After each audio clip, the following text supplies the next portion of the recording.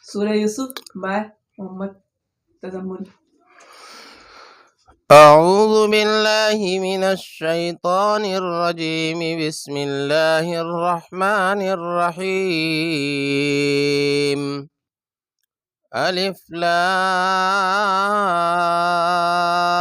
را تلك آيات الكتاب المبين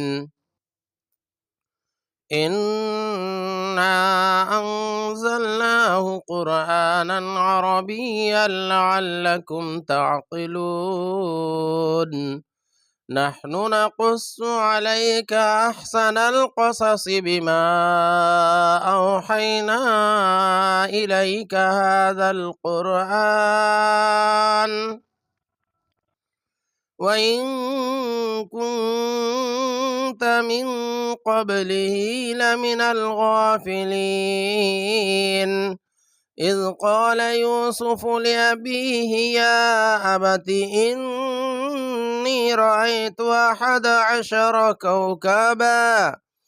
إني رأيت 11 كوكبا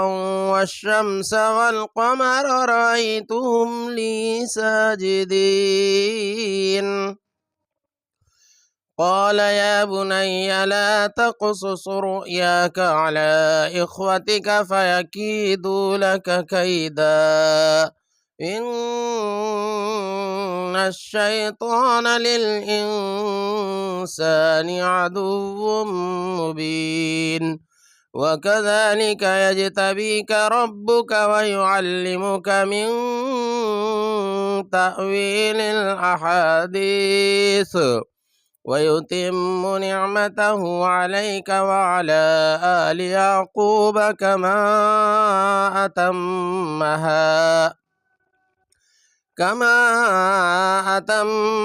على أبويك من قبل إبراهيم وإسحاق إن ربك عليم حكيم لقد كان في يوسف وإخوته آيات للسائلين إذ قالوا ليوسف وأخوه أحب إلى أبينا منا ونحن عصبة إن أبانا لفي ضلال مبين اقتلوا يوسف أو اطرحوه أرضا يخل لكم وجه أبيكم وتكونوا من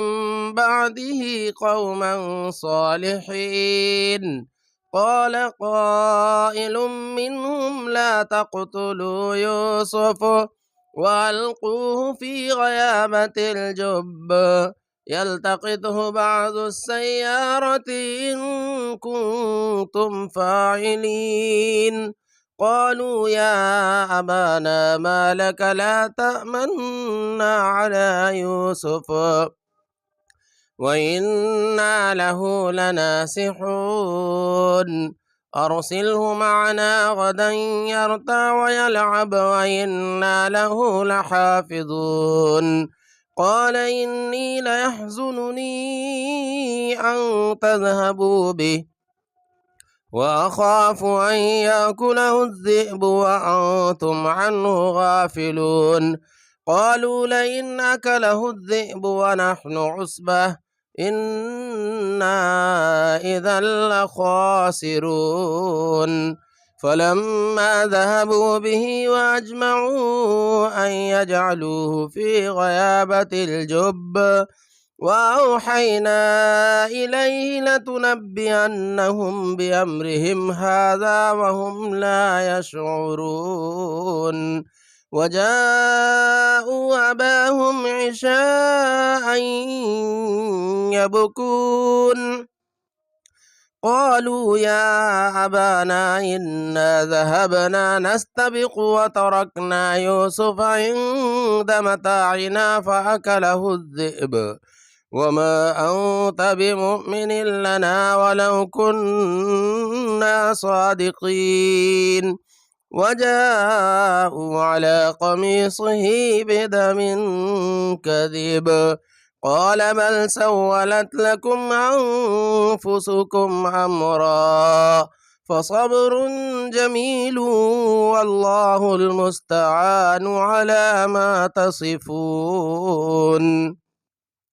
وجاءت سيارة فأرسلوا واردهم فأدلى دلوه قال يا بشرى هذا غلام وأسروه بضاعة والله عليم بما يعملون وشروه بثمن بخس دراهم معدودة وكانوا فيه من الزاهدين.